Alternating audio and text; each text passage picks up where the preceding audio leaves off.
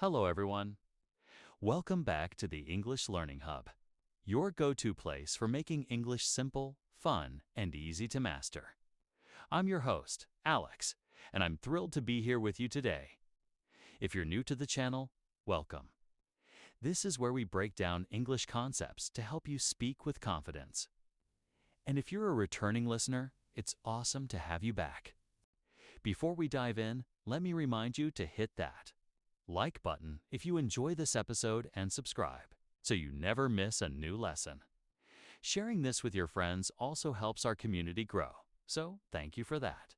Today, we're talking about something we all experience every single day: feelings. You know those moments when you're bursting with joy, or maybe you're feeling a bit down, or even just super tired after a long day. We often say things like, "I'm fine" or "I'm okay," but there's so much more to how we feel. In this episode, we're going to explore a wide range of feelings, learn how to describe them in English, and talk about why they happen. By the end, you'll have a whole new set of words to express exactly what's going on inside you.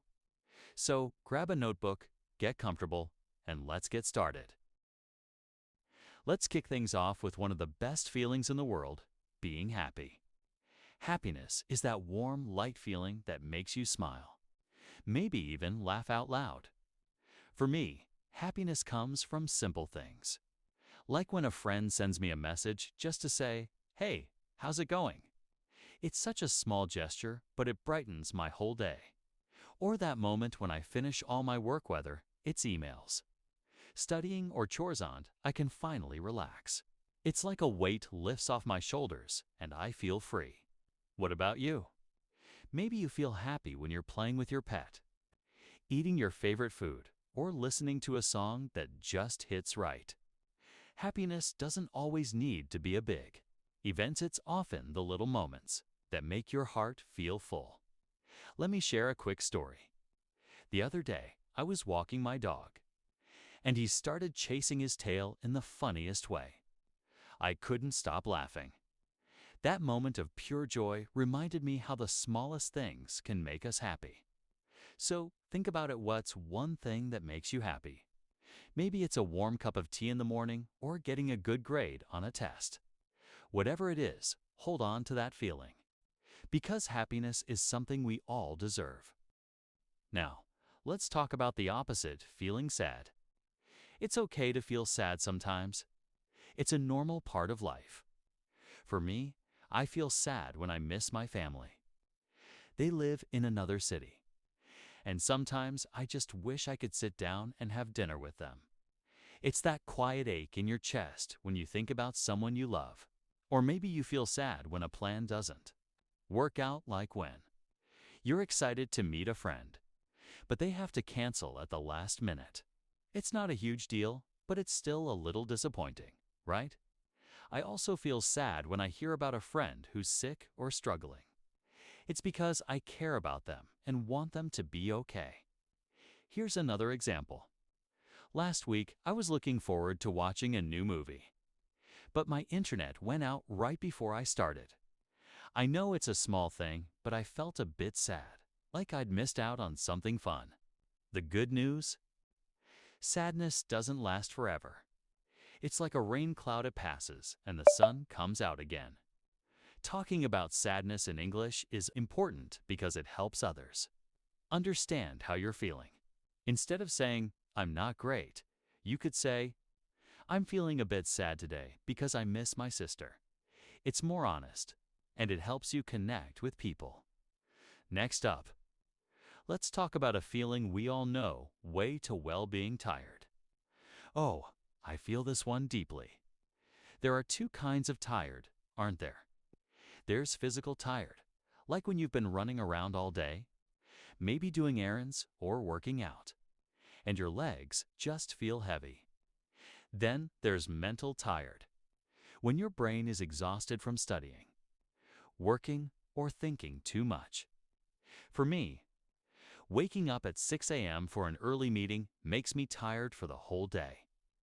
That alarm clock is my enemy sometimes. Or when I have a super busy day with no breaks by the evening. I just want to collapse on the couch and not move. I bet you felt this too. Maybe you get tired after a long day of school or when you've been reading for hours, and your brain says, enough, I need a break. One time, I was studying for an exam, and I read the same page 3 times because my brain was so tired it couldn't focus. Recognizing when you're tired is important because it's your body or mind telling you to rest. In English, you can say, I'm exhausted, I'm worn out, or even, I'm beat. Try those out next time you're feeling drained. Okay, let's talk about 2 feelings that are all about what your body needs: hunger and thirst. Hunger is that grumbly feeling in your stomach when you haven't eaten in a while. If I skip breakfast by noon, my stomach is making noises so loud it's like it's talking to me. When I'm hungry, I crave something salty, like fries or chips. What about you? Maybe you want a big bowl of pasta, a sandwich, or something sweet like chocolate. Hunger can make it hard to think straight. So it's important to listen to your body and grab a snack. Thirst, on the other hand, is when your mouth feels dry, and all you can think about is water. I feel thirsty after a workout, or on a hot summer day when I've been outside for a while. One time, I went hiking and forgot my water bottle. Big mistake. By the end, I was so thirsty I drank a whole bottle in one go when I got home. In English, you can say, I'm starving for hunger, or I'm parched for thirst. These words make your feelings sound more vivid and real. Now, let's get into a stronger emotion: gore. This is that hot, intense feeling you get when something goes wrong. For me, I feel angry when my computer is super slow, and I'm trying to finish important work. It's like, come on, just load already. Or when I miss a bus by a second, and I have to wait 20 minutes for the next one. That's frustrating. Another time I feel angry is when I'm explaining something, and the other person is just staring at their phone, not listening. It feels disrespectful, right? Anger doesn't have to be loud or explosive. Sometimes it's a quiet frustration, like when you're stuck in traffic or your plans keep changing. The key is to name it. You can say, I'm annoyed, I'm frustrated, or I'm mad. Talking about it helps you calm down and figure out what to do next. For example, if I'm angry about my slow computer, I take a deep breath and maybe restart it. What makes you angry, and how do you handle it? Let's switch to something more fun: feeling excited. This is that bubbly, energetic feeling when you're looking forward to something awesome. I get excited when a friend is coming to visit. Like this weekend when my best friend is coming to town. I'm already planning where we'll go and what we'll eat. Or when I'm about to try a new restaurant. I check the menu online and imagine all the delicious food. It's like my heart is doing a little dance. Excitement is all about anticipation. Maybe you feel excited before a vacation, a party, or even just a lazy weekend with no plans. Last month, I was excited for days because I got tickets to a concert. That feeling of I can't wait is so energizing. In English, you can say, I'm thrilled, I'm pumped, or I'm so excited. These phrases capture that happy, forward-looking vibe. What gets you excited now? Let's talk about a feeling that can catch you off guard: being scared. This is when your heart races and your body says, whoa, what's happening? A loud thunderstorm at night can make me feel scared, especially if it wakes me up with a big boom. Or when I'm walking and a dog runs toward me, even if it's friendly. For a split second, I'm scared. It's that oh no moment when you're not sure what's going to happen. Fear is our body's way of keeping us safe. It tells us to pay attention and be careful. For example, I once got lost on a hike, and for a few minutes I felt scared because I didn't know the way back. But I stayed calm, checked my phone, and found my way. In English, you can say, I'm scared, I'm nervous, or that freaked me out. These words help you share that moment of unease. What's something that's made you feel scared? Another common feeling is boredom. Ugh, boredom is the worst. It's that restless feeling when you're stuck with nothing to do, like waiting at the doctor's office for an hour. You've read every magazine, scrolled through your phone, and you're still waiting. For me, boredom hits when I have to do the same task over and over, like sorting papers or entering data.